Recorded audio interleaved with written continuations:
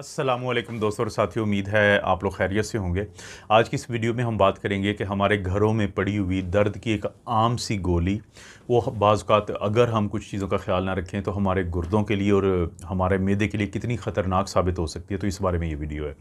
उस जो दवाई का के अंदर जो चीज़ होती है उसका नाम है आइब्यूप्रोफेन, IBUPROFEN। क्योंकि यूट्यूब की आपको पता है पॉलिसी, हम ब्रांड्स की बात नहीं करते, लेकिन मैं आपको गाइड कर देता हूँ जिससे आपको पता चलेगा कि 99% चांसेस हैं कि ये दवाई अभी भी आपके घर में पड़ी होगी। उसका तरीका ये है कि आप google.com खोलें, उसकी सर्च बार में लिखें कि आइब्यूप्रोफेन ब्रांड्स इन पाकिस्तान, और उसके बाद वहाँ पे नीचे जो इमेजेस होती है, तस्वीरों का सेक्शन होता है, उसको दबा दें तो आपके सामने ये तस्वीरें आ जाएँ कि आपके घर में ये दवाई पड़ी है।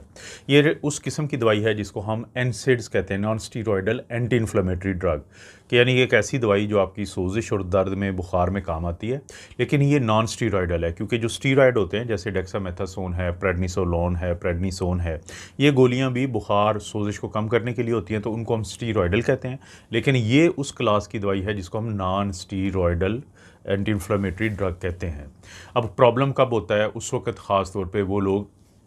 कि जिनको पहले से या तो गुर्दों का थोड़ा बहुत मसला हो, या फिर किसी वजह से उनके अंदर पानी की कमी हो, या वो बहुत ज़्यादा आइब्यूप्रोफेन ले रहे हों और बार बार ले रहे हों, तो उसकी वजह से कुछ ऐसे मसले बनते हैं जिनका जिक्र करना आपसे बहुत ज़रूरी है, ताकि कल आपको अगर ये कोई प्रॉब्लम हो तो आपको पहले ही पता हो कि आप इससे ख़बरदार थे।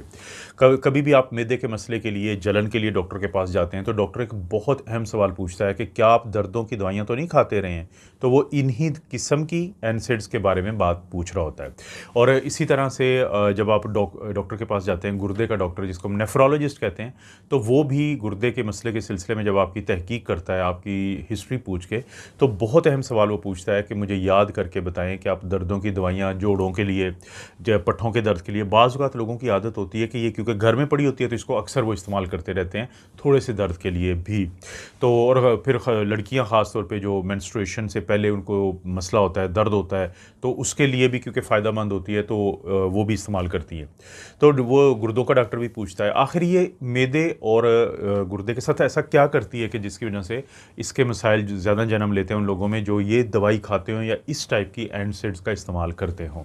देखिए, आपके जो, अगर पहले हम मैदे की बात करें, स्टमक की बात करें, तो स्टमक की दीवार जो है उसको, वहाँ पे पड़ा हुआ तेज़ाब जिसको हाइड्रोक्लोरिक एसिड कहते हैं, वो नहीं खाता। हालांकि नॉर्मल जो पानी की pH है जो हम पीते हैं वो 7 होती है, हमारे खून की pH 7.4 होती है, यानी नॉर्मल के करीब करीब कह लें। लेकिन जो हमारा मैदा है उसकी जो pH है, तेज़ाबियत का लेवल है, वो 1.5 से 2.5 तक होता है या 3 तक होता है। यानी pH एक ऐसी चीज़ है जो जितनी कम होगी उतनी वो चीज़ तेज़ाब भी होगी। तो सवाल पैदा होता है कि अगर ये इतना सख्त तेज़ाब है तो ये हमारे जो मैदा है उसकी दीवार को क्यों नहीं खाता?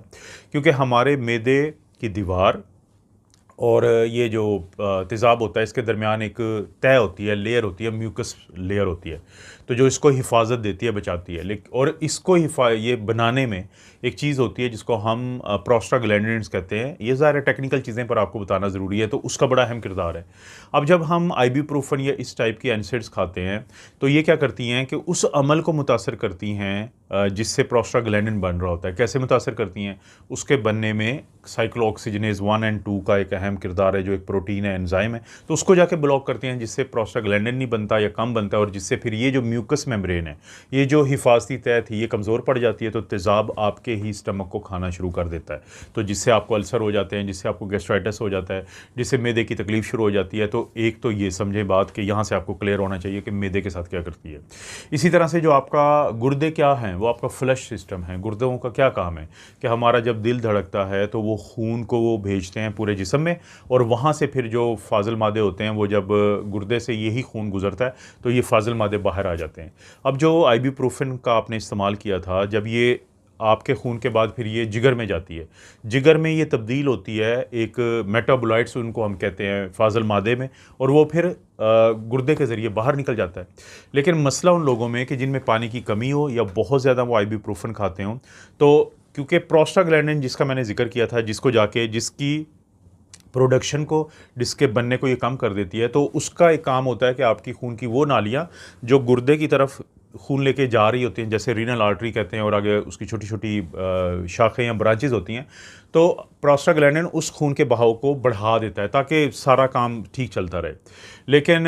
ये जो आइबुप्रोफेन ज़्यादा मिकदार में ली जाए तो इसका जो मेटाबोलाइट्स होते हैं वो गुजरते हुए वहाँ पे प्रोस्टाग्लैंडिन को, आपको पता है, उन्होंने कम किया था, तो जिससे खून का बहाव कम हो जाता है। और जब भी खून का बहाव कम होगा, और खुदा ना खास्ता उस वक्त जब आपने ये लिया, आपका पानी की भी कमी है या फिर आपको कोई ऐसा मसला चल रहा है कि जिसमें गुर्दा पहले से ही थोड़ा कमज़ोर है, तो उस सूरत में खून का बहाव या blood flow to the kidney कम हो जाएगा, क्योंकि खून की नालियाँ तंग हो जाएंगी, वेजो कॉन्स्ट्रिक्ट हो जाएंगी, तो उससे फिर आहिस्ता आहिस्ता आपका गुर्दा जो है वो ख़राबी की तरफ जाएगा। तो वो लोग जो एनसेड्स का इस्तेमाल करते हैं, आइबुप्रोफेन का इस्तेमाल करते हैं, तो उनमें फिर गुर्दा इस तरीके से ज़्यादा ख़राब हो जाता है। अब आपने इन दोनों बातों से अंदाज़ा लगाया कि ये जो आइबुप्रोफेन होती है ये आम तौर पे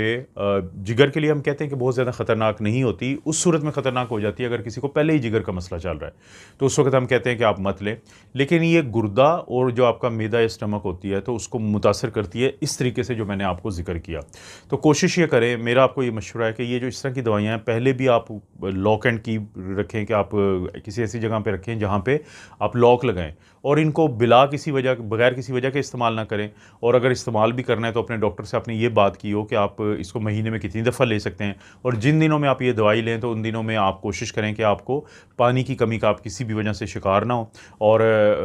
उन दिनों में आपको पहले से ही जो गुर्दा है उसका मसला ना चल रहा हो। इस तरह की वीडियोज़ आपको पता है मैं इस चैनल पर बनाता रहता हूँ। वीडियो को लाइक करें, चैनल को सब्सक्राइब करें, बेल नोटिफिकेशन ज़रूर प्रेस करें ताकि हर नई वीडियो का नोटिफिकेशन आपको मिल जाए। कमेंट कर देंगे तो उससे ज़रा रीच बेहतर हो जाती है वीडियोस की, तो ये भी फ़ायदा है। और अच्छी वीडियो लगती है तो किसी से शेयर भी कर सकते हैं, कोई और भी वीडियो या ये वीडियो। आप अपना और अपनी फैमिली का ख्याल रखें। अल्लाह ताला आपको और आपकी फैमिली को हर किस्म की बुराई, बीमारी और आजमाइश महफूज रखें।